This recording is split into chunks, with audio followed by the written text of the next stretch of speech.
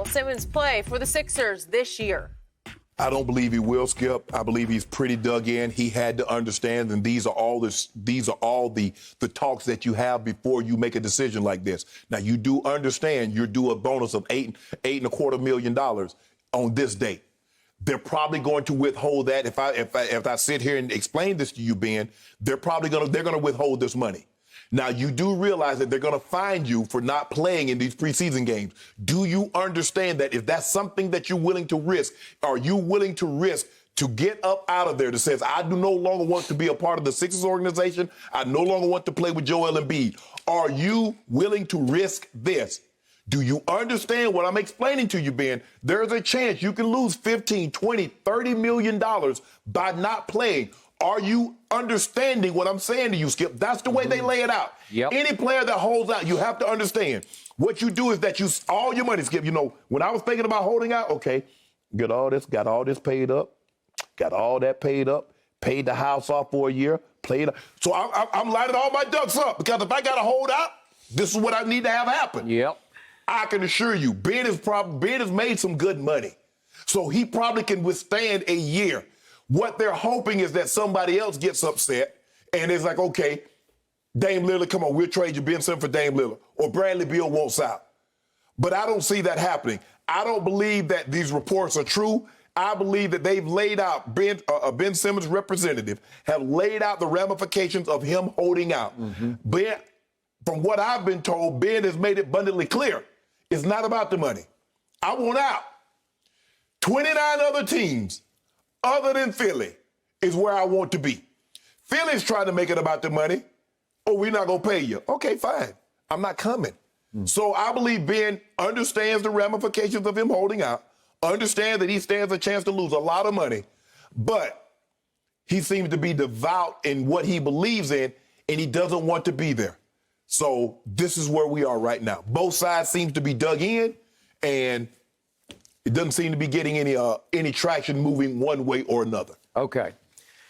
I hear everything you just said, but my gut feeling remains at some point he will return to play for the Sixers this year. Oh, I would have returned. I'd have showed up. I'd have been like James Harden. I'd have showed up. I might have been a little out of shape. No, I'm going to be professional at all times. I'm going to show up, but I want them to understand that I want to be traded. So I'm going to be professional, Skip. I would not have handled it like Ben is handling it. Okay. I believe that Ben Simmons, and I do not know him, nor have I been around him, but he comes across as extremely prideful. Yeah. Almost to a fault. He is so proud of who he is and what he is as a basketball player, because he's a really good basketball player who has a free throw demon he has not been able to defeat.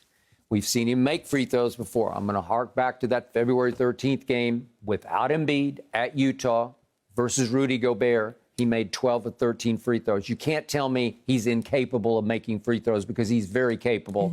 He just got stuck in his head that I can't do it late in games. For whatever reason, we've seen it happen to repeated players in many sports where they just lose it, and it's going to require some psychiatry to get him through it.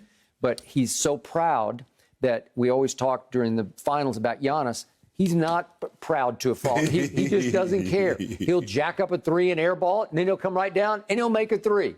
He'll airball 2 free throws, and he'll come right back and make 5 in a row, because he's like, this is who I am, and I'm okay with it. He's made peace with who he is and who he is not. Ben has not made peace with this. Right. So the point is, I get you on dug in, because I don't know that anybody could get more dug in than Ben.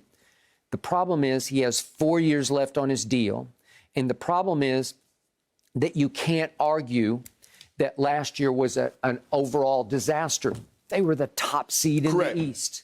Right. Obviously, I'm going to repeat the stats on him. It's why I believe in Ben Simmons as a basketball player. He was the Rookie of the Year. Then he made 3 straight All-Star teams, and he made 2 straight All-Defensive First teams.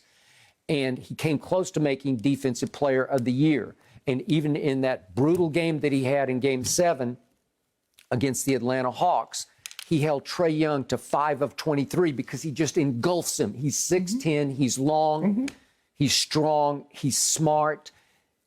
when he applies himself on the defensive end, he's up there, man. Yeah, he's a top 2 or 3 defender. Yeah, absolutely. Okay, and he's a gifted passer of the basketball. Maybe they messed up the whole idea of we got to run the offense through him. Maybe he and Joel aren't the best strategic match where they get in each other's way occasionally. I get that.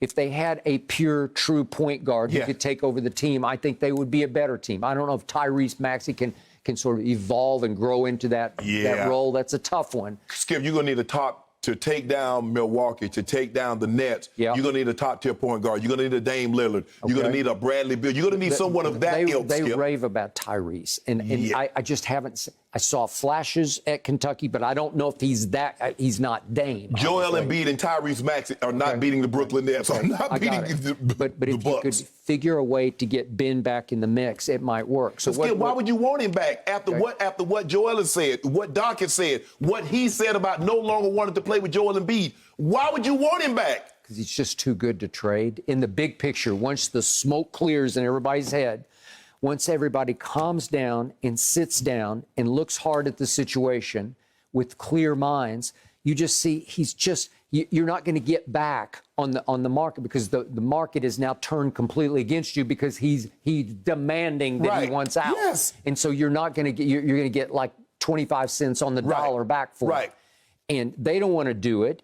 And it's not like he was terribly unhappy. His pride got hurt by his head coach and his co-star. You know, the proverbial throw under the bus after a loss. Everybody was upset. I don't think Doc meant exactly what he meant to say. I think he was trying to dodge the question, but he said it indelicately at best. Yeah, Skip, that's like hitting somebody in the head with the basketball. My bad, but you still hit me in the head. I didn't mean to. Exactly. Yeah, okay. You still clunked me upside the head with the ball. I got it. I just think that some time's going to pass, and according to the Philly Voice, that it was communicated to the Sixers that these early fines that are being imposed were perhaps higher than they expected. I assume Rich Paul or somebody in the camp is telling the Sixers, wait a second, we didn't think it was that bad. You didn't express you're going to be able to go that far with these fines? Yep, we're going that far. And you're actually going to, yep, we're doing it. Okay, so it's an impasse, and it's ugly right now. It needs some mediation to bring him back into the fold. What did Daryl Morey say last week in the big press session they had? He said, I just watched a guy on, what night was it that Aaron played? Was it Monday Night Football? Okay, so it was Tuesday. He had just watched Aaron Rodgers light it up on Monday night with the 37 seconds left against the 49ers, right? Was that Monday? I think it was. But whatever, it all blurs. But the point is, he said, hey, he's playing great for the Packers, and everybody said in the offseason there's no way he's going back to Green Bay.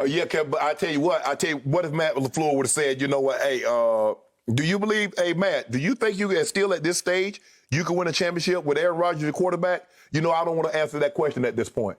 And Devontae Adams, well, Devontae, where do you think the game turned? Well, I thought in a situation it was 3rd and 8, and we could have, possibly run for it, and we ended up throwing into double coverage. What do you think would have happened? Aaron is not coming back. So you just can't say it's relevant. They basically said everything. Everybody wanted Aaron back, but they said we respect his decision. The head coach says, I believe in him from the jump. You can't ask a guy you said he's prideful. And great players, the greater you are as a player, the more pride that you have. You know that you've been around him. And it's just not athletes. People want to think, well, athletes are just prideful. The more successful any person is, entertainer, actress, it does not matter, doctor, lawyer, the more pride, the more successful they are, the more pride that they have. Okay. And if you damage that. I got it. This needs a mediation to get him back in, and the best mediator I know in professional basketball is Doc Rivers. No, Doc messed it up. It was Doc messed it up. Okay, well, I know he started it, but I think he can finish it. No. I think he can undo it. Then he let me mediate. Hey, Ben, you want to be here? Nah, Shannon, I don't want to be there. Okay. Darren Moore, you heard what he said. Get this man up out of here. Let's go. Okay, so they don't want to give him away because you just thrust them into a give him away situation. Because Skip, you already know how there's very seldom a situation where you trade superstars for superstars. You end up getting a package or some draft picks. You're not getting, even though they Brandon Ingram and you got a Hart and you got some draft picks, that's Anthony Davis. Lonzo. Yeah. That's Anthony Davis. That's a generational player. So the likelihood, Portland's like, why would we trade you Dame for Ben? Why would you trade you Bradley Beal?